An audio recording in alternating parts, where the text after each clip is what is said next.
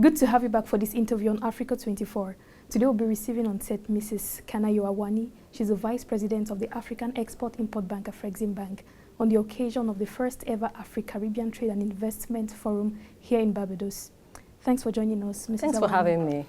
So you are taking part in the first ever Africa-Caribbean Trade and Investment Forum. Can you tell us about your vision for boosting ties between Africa and the Caribbean to reinforce trade between both regions?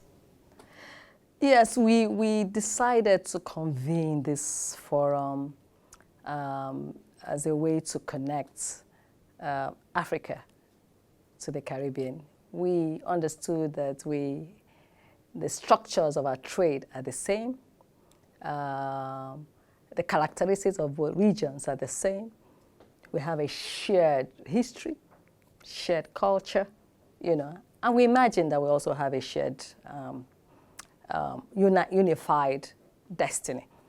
So we decided to host it, also building on the African Union intentions and ambitions. There had been an inaugural summit here in 2021. Subsequently, we started having engagements. My president visited Barbados, and that's where we birthed the idea of the Africa-Caribbean Trade and Investment Forum. And today, we're excited that it's come to pass. It's a platform, and it's a start. It's a platform to connect buyers and sellers of goods and services. It's a platform to connect investors to investment opportunities, people in the two areas. It's a platform also to consummate or to even begin to dialogue. It integrates the public and the private sector. And I think we have it somewhere when we said we are pursuing a public and private sectors to coordinate the development of the two regions. The vision, is to see exactly that happen, to see trade and investments grow between the two regions, to see us exploring opportunities in the two regions, to see how we can benefit from and ourselves as Afreximbank enabling and facilitating the trade, for our shared prosperity. So, Mrs. Awani, since the last Afreximbank AGM in Cairo, can you tell us have you noted any progress in trade and access to trade finance on the continent?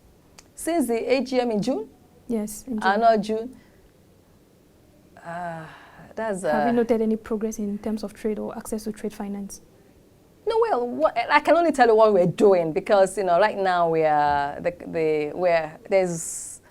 everybody is reeling from the adverse effects of, soon after we came out from the pandemic, the COVID-19 pandemic, the Ukraine crisis started. So most of the things that we're doing as Afreximbank is to introduce as part of a mandate at a DFI, we try to resolve crises, try to see how our clients can adjust to shocks that emanate from things like the pandemic and crisis from the likes that we have of the Ukraine crisis. So in that space, what we'll be trying to do as a bank is to see how we can support our clients, support African states, to adjust to the effects of those crises, adjust to liquidity constraints, trade constraints, supply chain disruptions, especially around food, fertilizer, and fuel on the African continent by launch, we had earlier in the year launched a 4 billion Ukraine crisis facility to deal with those shocks. And all we've done is that we've seen a growth in the transaction pipeline, drawing from that. So talking about the AFCFTA, this agreement had been launched officially in January 2021, but there are reports that it has not really been fully implemented. Trade under this agreement has not really started.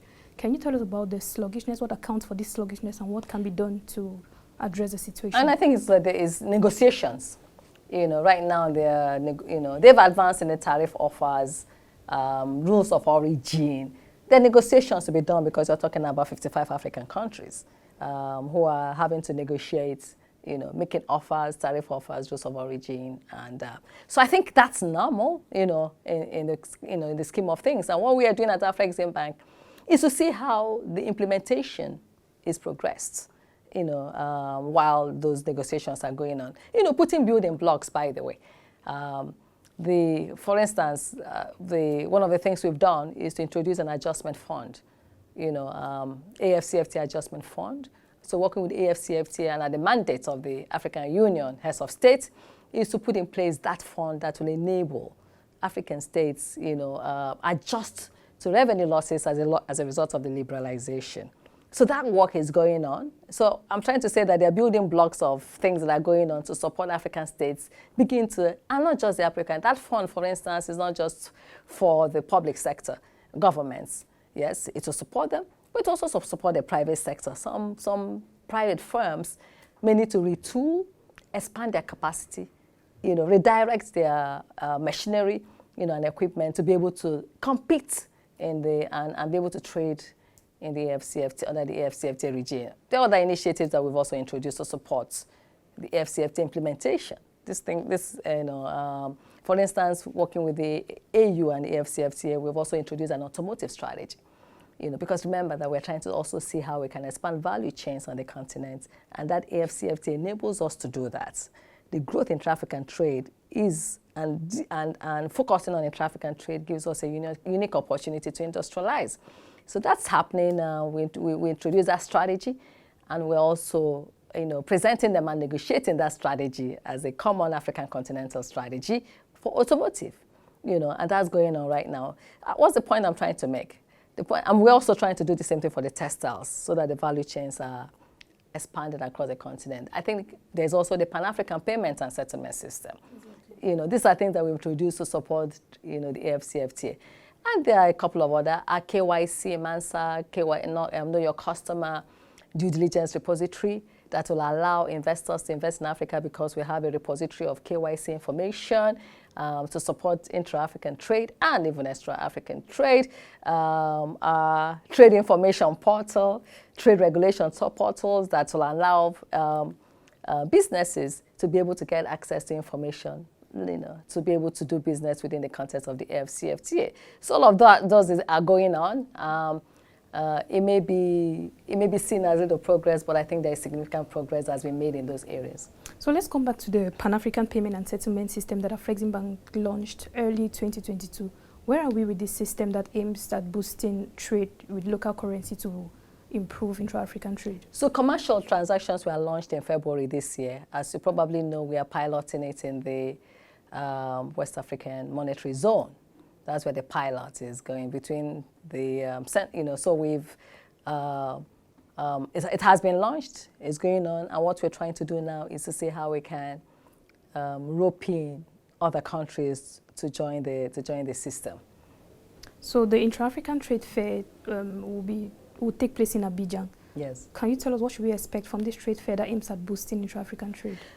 Well, again, another platform, to connect buyers and sellers, to connect investments and investment opportunities, to promote intra-African trade. It's a veritable platform to integrate public and private sector discuss. We have it's to hold in Abidjan in November next year, as you rightly said. Where the last one had about 33,000 participants, half of which were virtual and half of which were physical. It probably was the biggest physical gathering, last year. So we're going to, this year we're expecting, more of this. Next year we're expecting more of the same. We're expecting deals to be closed. Last year we closed 42 billion worth of deals. This time around we're expecting about 45, and those deals are being tracked, to enable to see how we can grow intra-African trade. So it's the preparations are ongoing now. We're hoping that we'll meet the targets, next year. So, ma'am, throughout the sessions of this conference, we've been talking about implicating the youth in the AFCFTA, boosting entrepreneurship to spur development. Can you tell us how effectively youth-led initiatives can be supported on the continent, especially in terms of finance, as a trade finance institution? It's the same conversation I was having earlier about the SMEs and how we have introduced an SME development program in the bank, because we recognize that SMEs will, are the backbone of the economies. They employ 70% of people they are the drivers of every economy, and you need to integrate them. You need to include them. And that inclusiveness will include youth, it includes women, and that's the focus of the AFCFTA as well. Youth-led businesses, women-led businesses to be included. And we're supporting them, like I said in an earlier interview, we're not supporting them with just financing, but it's an ecosystem of solutions, including capacity building, and providing some forms of technical assistance, so that they can be able to, benefit from our financing solutions. One of the things we're talking at, and at the trade fair as well, that we have a youth entrepreneurship program. I don't know, where we have one of the pillars of the intra-African trade is actually a youth entrepreneurship pavilion. In that, it's almost like an incubation hub that we promote, working with the African Union and AE Trade, to promote that pillar of the trade fair. Within the bank also, you may also know that the creatives are a huge part of our strategy and the work we do at Afreximbank. And it's also, being implemented under the intra-African trade division, which I lead. This creative intervention has been born out of the fact that we recognize the importance of the youth, and we're taking cognizance of the youth bulge on the continent, and the demographics, but also not just the youth bulge, but also the talents, the abundance of talents in those youths. So what we're trying to do with our creative strategy is to see how those talents can be monetized, how youths can find employment, can be empowered. And the elements of our youth strategy involves film, music, arts and craft, fashion, and sports. Again, as I mentioned with the SME development program, it's not just about financing as well. So what we're trying to do is to close certain gaps, which is what we try to do, to complement, to close certain gaps that we find, the gap of finance, in the creative sector, the gap of skills, capacity skills. So one of the things we do is to run master classes, is to help support, many, a few educational activities that we've supported so far, even in songwriting. You may have heard of our cookout master class, where we're supporting young creatives who are into songwriting, because we want to monetize the value chain of the music sector so that those who are writing the songs can also make money. The idea being that music that come out of that cookout master class can be published, and the contributors to the music also get to the song or get royalties as well. We also support filling the gap of intellectual property issues, weak intellectual property, which is, in the creative sector, that's huge in intellectual property issues. So we're working with the African Union on certain initiatives around that area, and finally also the gap of market access. How do these creatives get access to markets so that they can make money out of it? So for instance, in the fashion sector, what I'm trying to do is to touch on a few things, the various on the fashion interventions. We are supporting African and Caribbean designers, by the way, and the general diaspora, to Portugal Fashion Show, for instance, that is held in the city of Porto twice a year. We're supporting that. In March, we supported 40 Africans, and from Africa and the diaspora and the Caribbean, St. Vincent and Grenadine, to go and showcase their brands in Portugal. And what has done is that that has caught the attention of the Paris Fashion Show. And next month, we're also supporting a group of 20 fashion designers to Paris Fashion Show to expose them to brands abroad. That was it for this interview. Thank you for watching. We have more programs coming up on Africa 24.